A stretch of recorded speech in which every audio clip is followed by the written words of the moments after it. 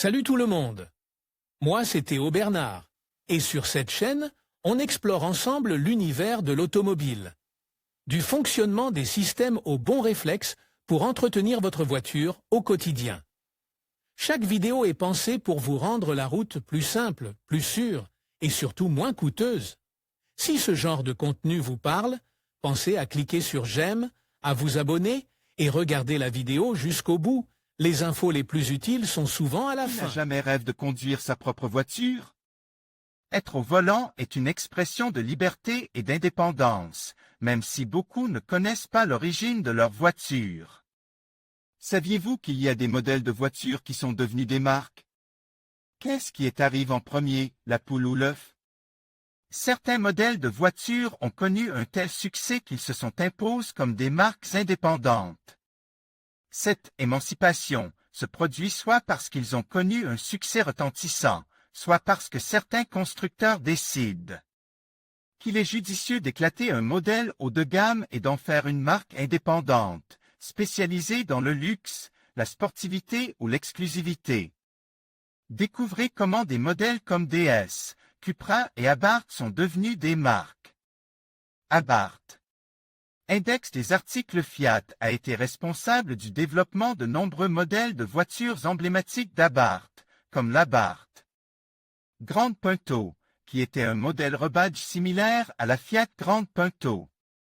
L'augmentation de la puissance, entre 155 et 180 chevaux, en a fait une voiture semi-sportive à haute performance. Après le lancement de ce modèle, l'Abarth 500 deviendra la plus recherchée. C'est en 2007 qu'elle devient une marque indépendante. Aujourd'hui, Abarth possède certains des modèles les plus populaires du marché, comme l'Abarth 595, l'Abarth Punto EVO et l'Abarth 124 Spider. Polestar. Polestar était une ligne de véhicules haute performance appartenant à Volvo. En 2017, Polestar a commencé à développer des voitures électriques performantes en tant que marque indépendante. Son premier modèle était la Polestar 1.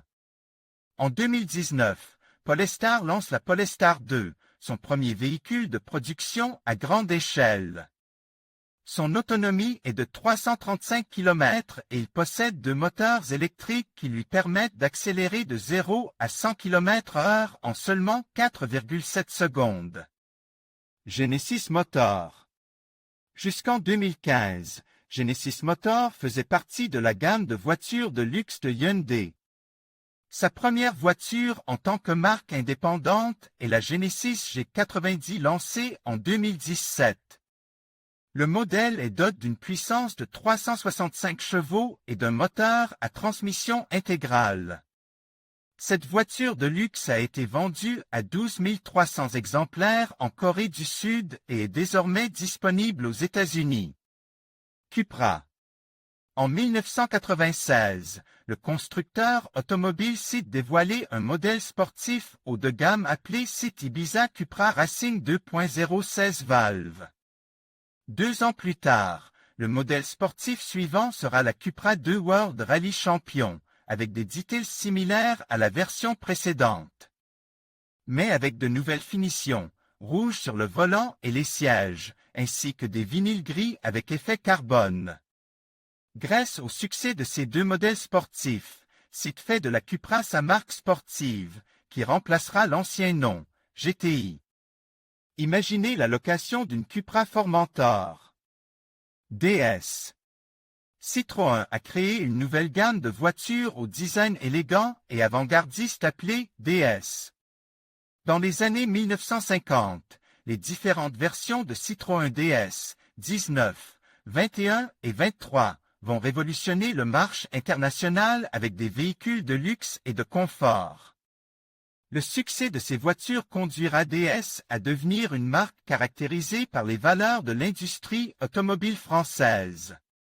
Depuis 2014, DS travaille sur des modèles intelligents, raffinés et respectueux de l'environnement. Bien qu'il ne s'agisse pas de la création d'une marque automobile à partir d'un modèle spécifique, le modèle T de Ford a été conçu par son fondateur et constitue le premier véhicule produit en série, responsable de la conduite de la marque de 1908 à nos jours.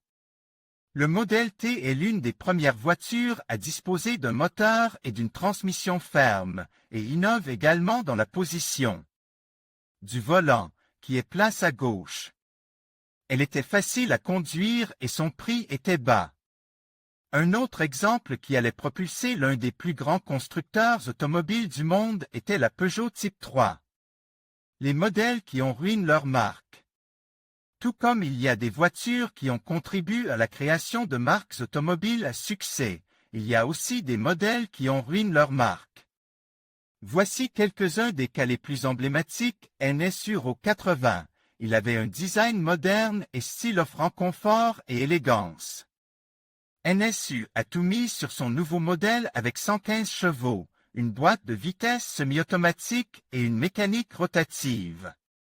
Cependant, la consommation élevée de carburant due au rapport de vitesse ouvert du moteur et les multiples pannes qui en résultent entraînent de lourdes pertes et de nombreuses plaintes de la part des clients.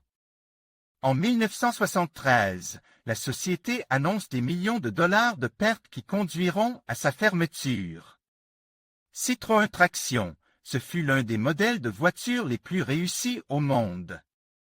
Il était équipé de freins hydrauliques, d'un éclairage électrique et d'une carrosserie autoportante. Bien que le modèle ait connu un grand succès commercial, des problèmes liés aux joints homocinétiques de l'essieu avant ont contraint Citroën a réparé les défauts. Après avoir déposé le bilan, Michelin a dû prendre le contrôle de l'entreprise, ce qui s'est avéré être une stratégie bénéfique pour la continuité de la Citroën Traction, une fois les défauts résolus. Chevrolet Corvair, ce modèle à 4 portes avec un moteur 6 cylindres était un cabriolet attrayant. Mais après la publication du livre de Ralph Nader Unsaf à Tiny Speed, la réputation de la voiture a chuté et les ventes ont baissé sans solution. Des marques qui disparaissent. Les fluctuations de l'économie et les exigences technologiques ne favorisent pas toujours l'industrie automobile. Voici quelques-unes des marques automobiles qui ont disparu après avoir fusionné avec d'autres marques.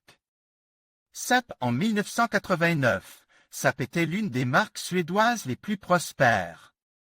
Ces voitures étaient réputées pour leur puissance et leur sécurité. En raison de ses problèmes financiers, la société a été vendue en 2012 à National Electric Vehicle Sweden.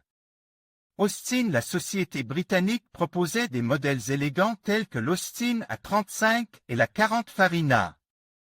Après la Seconde Guerre mondiale, elle a fusionné avec la marque Morris en 1952, mais ce n'est qu'en 1987 qu'Austin a cessé de commercialiser des voitures sous son nom et a été intégrée à BMW.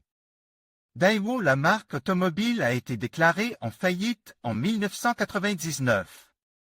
Les modèles Daewoo tels que l'Assetti, Matrix et Kahlo ont été intégrés à la marque Chevrolet lorsque l'entreprise a été rachetée par General Motors en 2002.